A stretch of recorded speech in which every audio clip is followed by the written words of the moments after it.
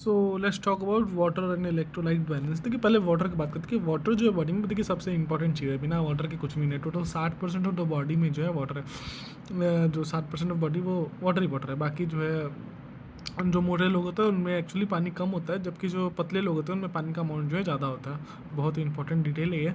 इसके अलावा जो अगर डेली रिक्वायरमेंट अगर बात कर लिया जाए तो डेली रिक्वायरमेंट आपका जितना वजन है उसके हिसाब से पर केजी ऑफ वजन we need 30 to 35 ml of water per day at least to survive. ये लाइक मिनिमम रिक्वायरमेंट, ये टॉप लेवल नहीं है, मिनिमम रिक्वायरमेंट इतना तो चाहिए ही चाहिए। इसके बाद अगर बात करते हैं तो amount of water in like जो बॉडी में जो अमाउंट ऑफ वाटर होगा वो डिसाइड करेगा कि सॉल्यूट कंटेंट कितना, उस पर डिपेंड करेगा। सॉल्यूट अगर ज़्यादा तो बॉडी भी ज़्यादा चाहिए, क्योंकि नहीं तो ऑस्मोलिटी डिफरेंट होगा। एक्स्ट्रा सोलर फ्लूइड और इंटर सोलर फ्लूइड का ऑस्मोलिटी बराबर रहेगा, ऐसा नहीं कि अलग अलग रह सकता है। हाँ, किन किन वजह से चेंज हो रहा है वो अलग चीज़ है, लेकिन रहेगा सेम ही। ठीक है, अगर बोले तो पानी अंदर कैसे आ रहा है, बॉडी के अंदर जो पानी आ रहा है वो दो तरीके से लाइक आने का जो मेजर एंड माइनर सोर्सेस है। मेजर सोर्स में आपका पहले तो पानी जो हम लोग पीते हैं थ्रस्ट के थ्रू, वो जो कि बॉडी ऑस्मोलिटी डिपेंड करता है कि जितना ऑस्मोलिटी है लाइक बॉडी में ऑस्मोलिटी कम हो जाएगा, लाइक बढ़ जाएगा, कॉन्सेंट्रेशन सॉल्ट कॉन्सेंट्रेशन बढ़ जाएगा तो ट्रिगर हो जाएंगे। ट्रिगर क्या हो जाएंगे, जो थ्रस्ट रिसेप्टर्स हैं एंड वो पानी हम लोग पियेंगे।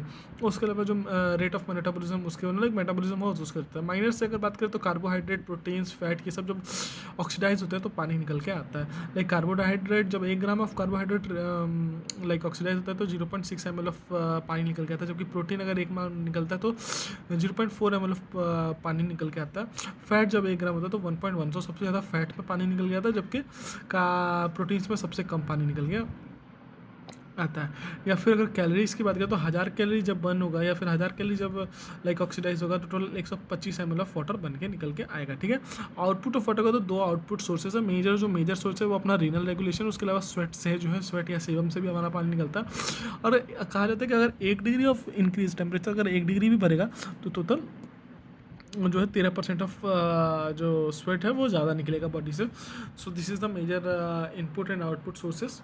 इसके अलावा बात करते हैं जो मेंटेनेंस ऑफ ऑस्मोलेटिव फैक्टर, जो लाइक अगर इंट्रासेलुलर एक सेल है पर्टिकुलर सेल है तो सेल के अंदर में जो प्रोटीन्स होते हैं वो उसके लाइक ऑस्मोलेटिव को मेंटेन करते हैं, जबकि एक्स्ट्रा सेलुलर फ्लूइड में जो है आपका सोडियम मैक्सिमम अमाउंट पर होता है वो ऑस्मोलेटिव को लाइक डिफेंड करता है, जबकि जो ब्लड में है एल्ब्यूमिन जो है ऑस्मोलेटिव पे होता है। तो ये जो हमारा ये ब्लड के अंदर में एल्ब्यूमिन, जबकि एक्स्ट्रा सेलुलर फ्लूइड में जो हमारा सोडियम, जबकि अंदर में सेल के अंदर में जो है प्रोटीन्स जो है ऑस्मोलरिटी को मेंटेन कर रहा है। Please note this.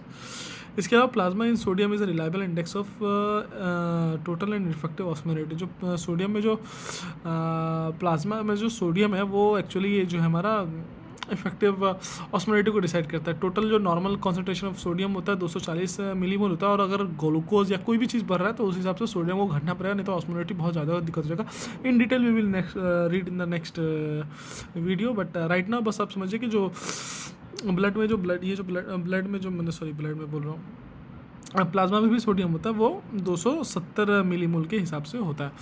इसके अलावा रेगुलेशन ऑफ वाटर टोटल जो है वो सोडियम पे ही डिपेंड करता है। अगर जो रेगुलेशन भी जो है वो सोडियम ज़्यादा हुआ तो सोडियम कम हुआ तो। अगर कैसे करता तो देखिए, पहला जो है कैसे करता तो देखिए